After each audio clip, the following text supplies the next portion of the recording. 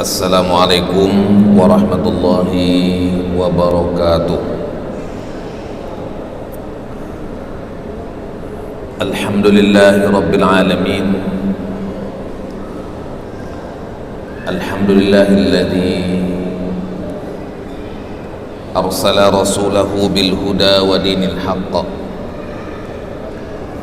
liyuzhirahu 'ala ad-dini kullihi wa kafa billahi shahida. Asyhadu an la ilaha illallah wahdahu la syarika lah wa asyhadu anna Muhammadan 'abduhu wa rasuluhu alladzi la nabiyya ba'da. Allahumma shalli ala sayyidina Muhammadin wa ala alihi wa sahbihi ajma'in. Subhanaka la ilma lana illa ma 'allamtana innaka antal alimul hakim wa tub 'alaina innaka antat tawwabur rahim. Rabbana hab lana hukman wa alhiqna bis salihin. Allahumma anfa'na warfa'na wa barik lana bil Qur'an ya arhamar rahimin. Allahumma a'inna ala dzikrika wa syukrika wa husni ibadati. Jamaah salat maghrib dan isya yang dirahmati oleh Allah Subhanahu wa taala, hadirin dan hadirat serta pendengar Radio Baitur Rahman dan RRI yang dirahmati oleh Allah Subhanahu wa taala. Enggak henti-hentinya kita bersyukur kepada Allah Subhanahu wa taala hingga malam ini kita diberikan nikmat rahmat karunia. Mudah-mudahan rahmat, nikmat dan karunia ini bisa menghantarkan kita menjadi hamba-hamba yang bersyukur kepada Allah Subhanahu wa taala, menjalankan perintahnya dan meninggalkan larangannya.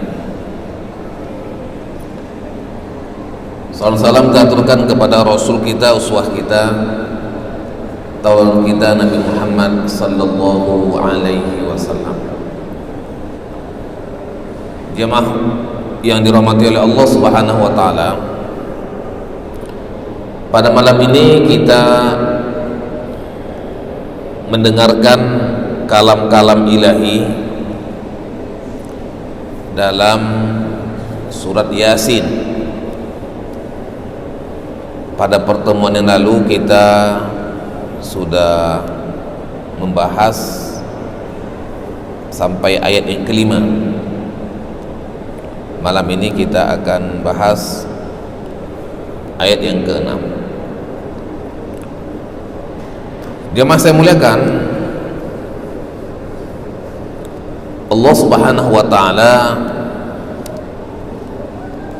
memulai surat Yasin ini dengan dua kata, dua huruf, Yasin, yang hakikat makna dan artinya Allah Subhanahu wa taala yang Maha mengetahui.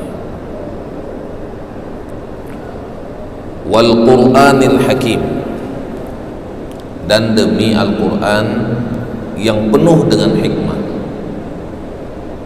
pelajaran, i'tibar.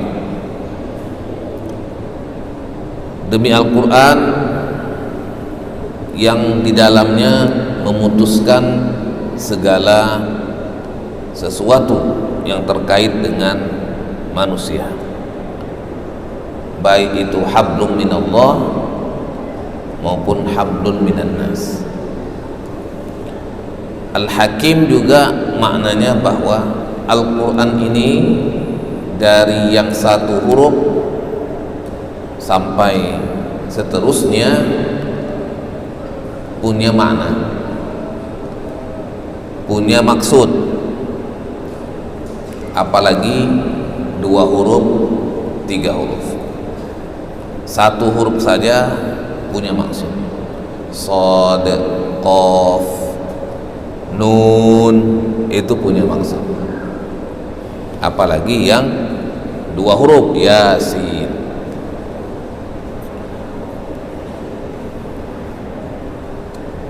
Wal Qur'anil Hakim, dan demi Al-Quran yang penuh dengan hikmah.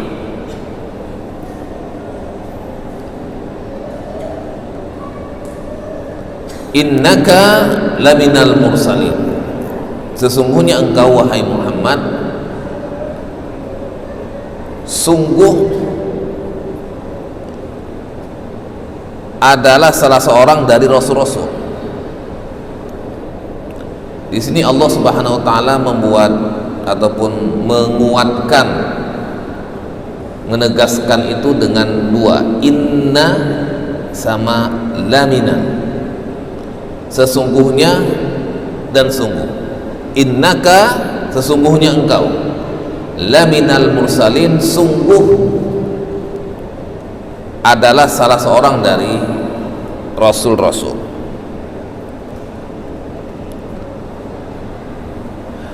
Nabi dalam hadis dari Abu Dzar Al-Ghifari menyebutkan bahwasanya suatu ketika dia bertanya, ya Rasulullah, wahai Rasulullah,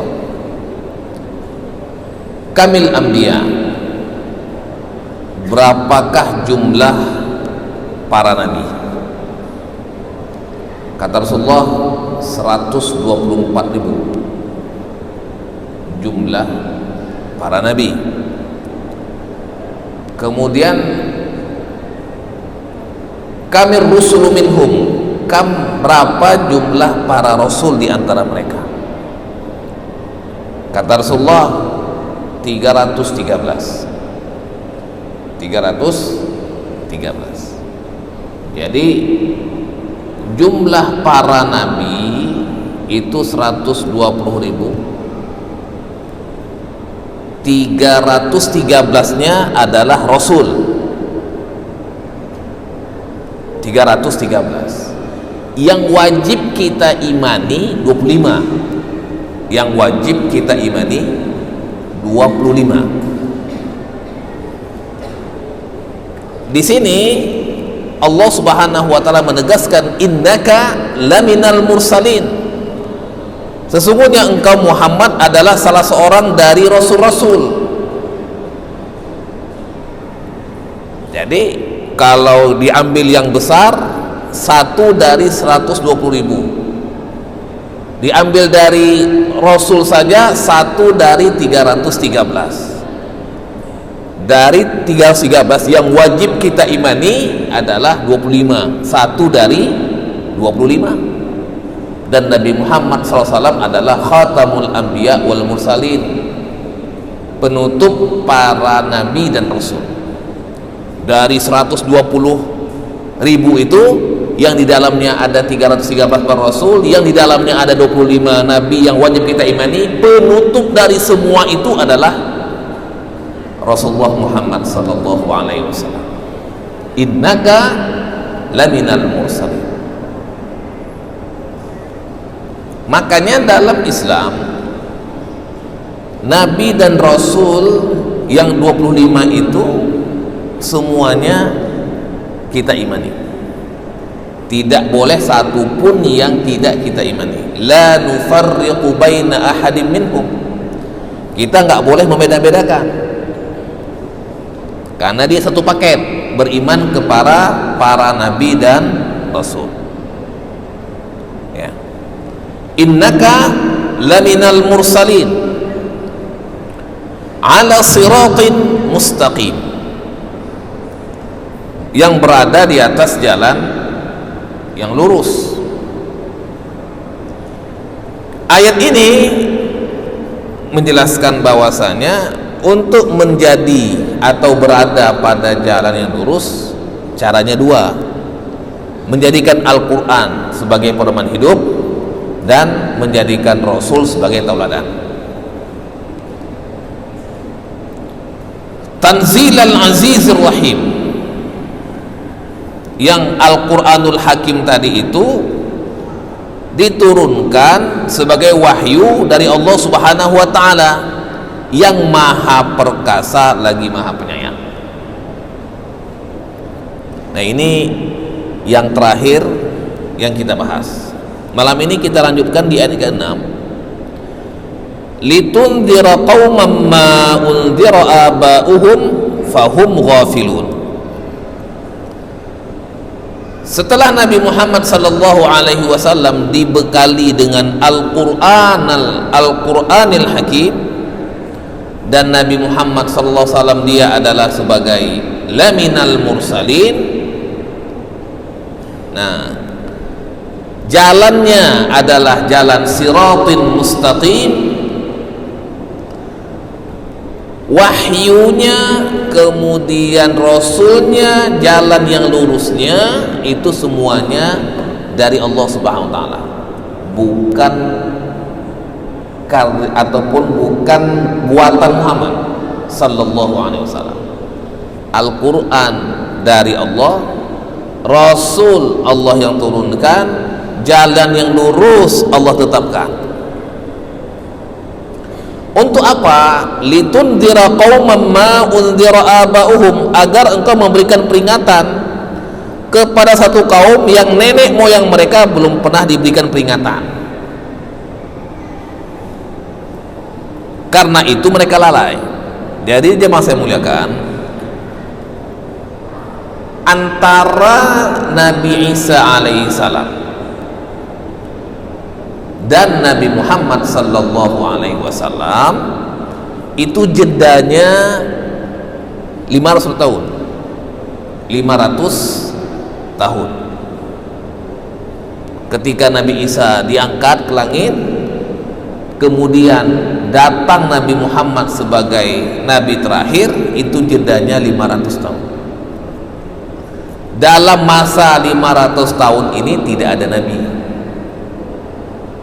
Jadi mereka yang hidup setelah ini mengikuti ajaran-ajaran sebelumnya, mengikuti ajaran Ibrahim yang lurus, mengikuti ajaran Taurat, mengikuti ajaran Injil. Nabi tidak ada. Dalam masa tidak ada itulah Rasulullah SAW diutus. Untuk apa? Litundhira, untuk engkau berikan peringatan kepada mereka, kepada orang kafir Quraisy yang tidak ada yang kasih peringatan, karena Nabi belum ada. Jadi Nabi Muhammad SAW di antara misinya adalah litundhira qauma, untuk memberikan peringatan kepada kaum siapa? Kaum dia, kaum Quraisy yang nenek moyang mereka belum pernah dikasih peringatan. Karena 500 tahun berarti kan 5 abad. Kalau kita katakan 1 abad itu 1 generasi, berarti 5 generasi tidak ada nabi. Ya kalau misalnya generasinya per 50 tahun, berarti 10 tahun 10 ganti generasi. Ya, kalau kita pemilu 5 tahun sekali, berarti 500 tahun, berarti 10 kali pemilu. Kalau kita anggap ganti generasinya 100 tahun, berarti 5 generasi tidak ada yang kasih peringatan. Litundhira qauman ma undhira aba'uhum fahum ghafilun, makanya mereka lalai. Karena tidak ada yang kasih peringatan, lalai. Kita aja kalau nggak ada yang mengingatkan, lalai. Kalau tidak ada watawasau bil haq, saling menasihati dalam kebenaran, enggak ada watawasau bil sabr, saling menasihati dengan kesabaran, enggak ada watawasau bil marhamah, saling menasihati karena cinta dan kasih sayang, lalai kita. Makanya perlu ada yang memberikan peringatan. Setiap kita ini, siapapun dia, perlu ada watawasau bil haq, watawasau bil sabr, watawasau bil marhamah. Enggak ada di antara kita yang bisa mapan ataupun komitmen sendiri, nggak bisa.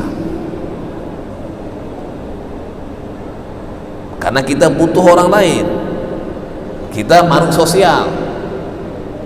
Untuk iman dan amal soleh, kita perlu saling membackup. Watawasau bil haq, watawasau bil sabr, watawasau bil marhamah.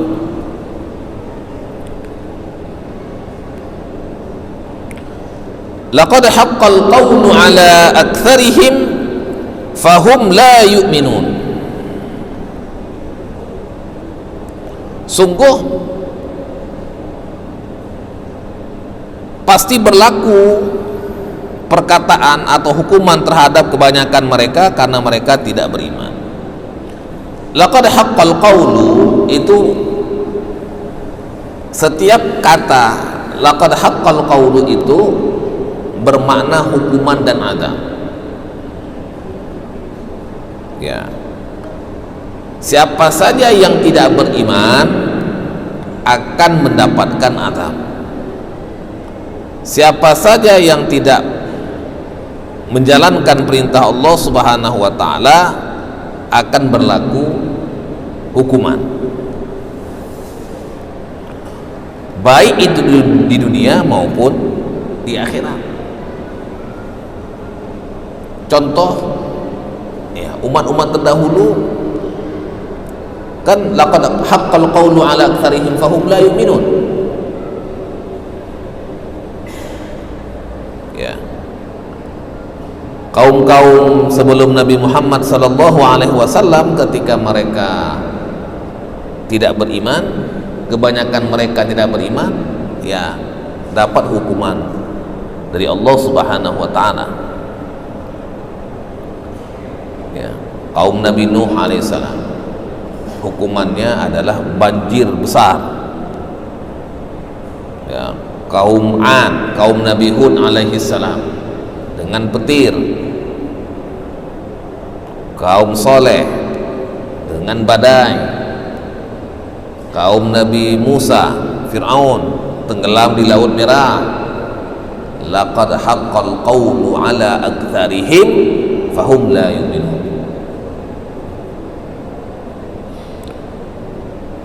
Dan ini adalah bagian dari ketentuan Allah Subhanahu wa taala. Laqad haqqal qawlu ala aktsarihim fahum la yu'minun. Ya. Dan berlaku pada masa yang lalu, berlaku pada masa yang sekarang, dan berlaku pada masa yang akan datang.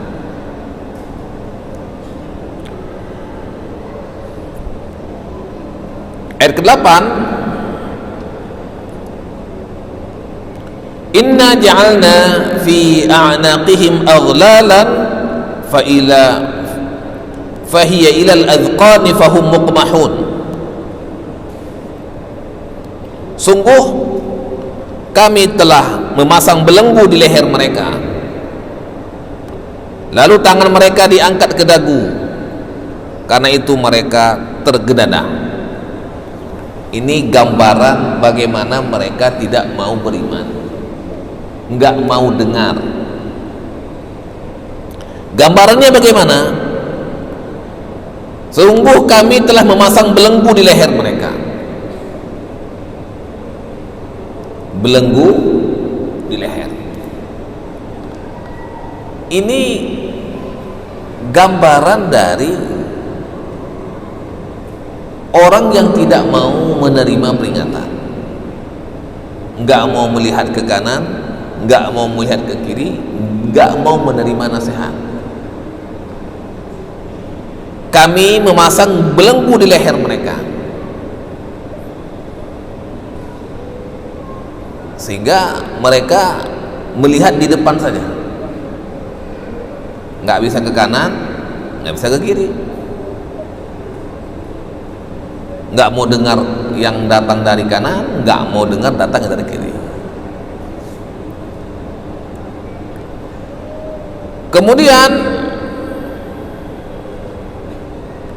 kedua tangannya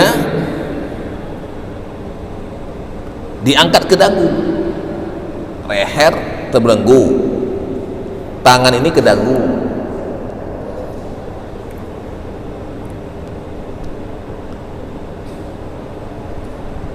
Fahum mukmahun,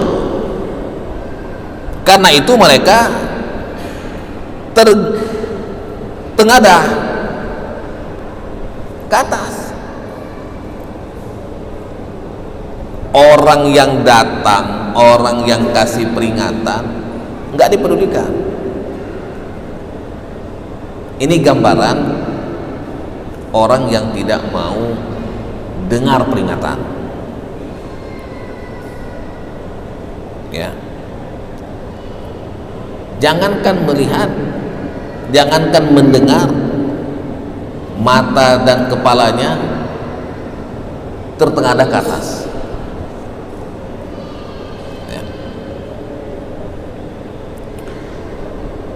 Sama dengan misalnya summun bukmun umyun fahum la yarji'un, mereka buta, tuli, bisu.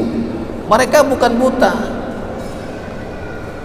mereka bukan tuli, mereka bukan bisu, sehat walafiat, tapi kondisi mereka tidak mau mendengar, nggak mau melihat, dan tidak mau mengambil pelajaran. Allah umpamakan seperti orang yang bisu, summun bukmun umyun fahum la yarji'un, mereka tuli, mereka buta, dan mereka bisu.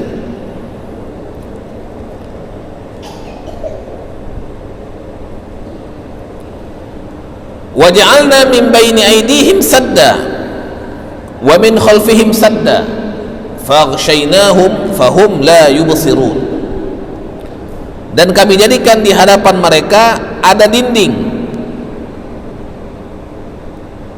di belakang mereka juga ada dinding. Apakah betul di depannya ada dinding? Tidak ada. Hanya perumpamaan orang yang nggak mau mendengar, nggak mau mengambil pelajaran. Seakan-akan di depan mereka itu ada dinding, di belakang mereka ada dinding.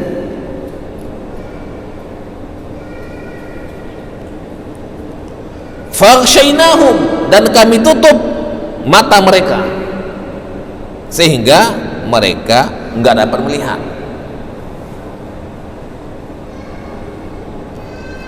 Nah, yang sering kita dengarkan ketika Nabi Muhammad sallallahu alaihi wasallam hijrah, Nabi menyuruh Ali bin Abi Thalib untuk tidur di kasurnya, di tempat tidurnya. Nabi keluar dari rumah, yang di depan orang-orang kafir Quraisy sudah menunggu, tapi mereka tidak bisa melihat Nabi.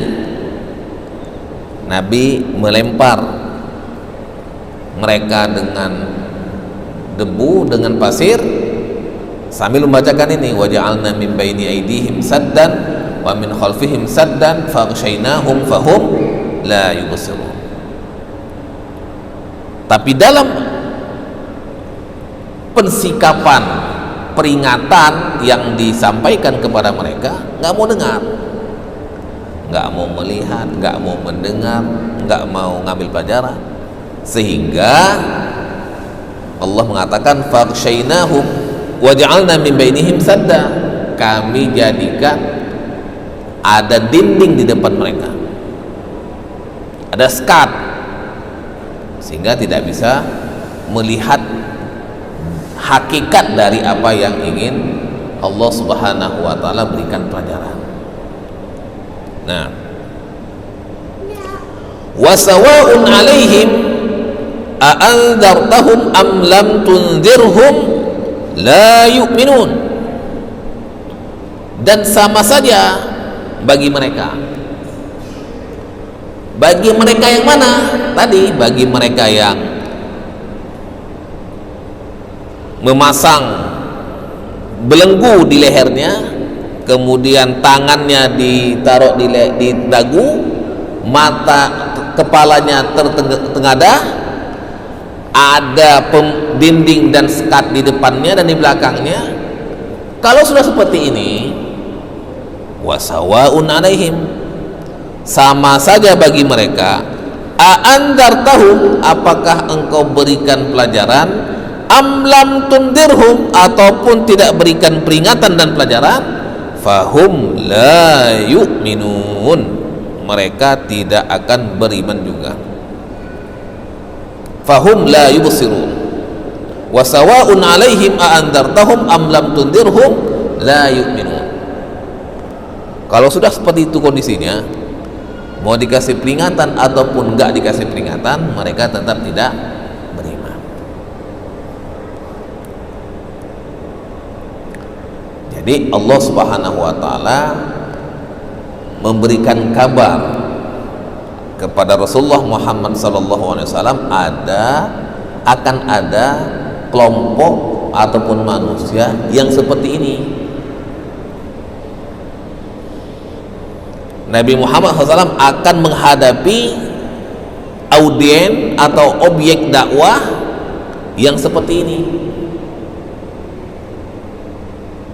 Nah, jemaah saya muliakan, innama tundiru man ittaba'a dzikra wa khasyar rahmana bil ghaib fabashshirhu bimaghfiratin wa ajrin karim. Setelah menjelaskan tentang objek dakwah atau manusia yang tidak mau beriman, yang menutup matanya, telinganya,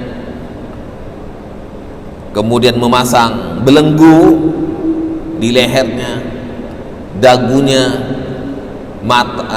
kepalanya tertengadah, gambaran nggak mau mendengar dan nggak mau mengambil pelajaran. Allah Subhanahu wa taala mengingatkan, innama, hanya saja, tunziru man ittaba'a dzikra, engkau hanya memberikan peringatan kepada orang yang mau mengikuti peringatan. Yang diingatkan itu yang mau ngambil peringatan, ya. Itu satu. Peringatan itu akan menjadi manfaat kalau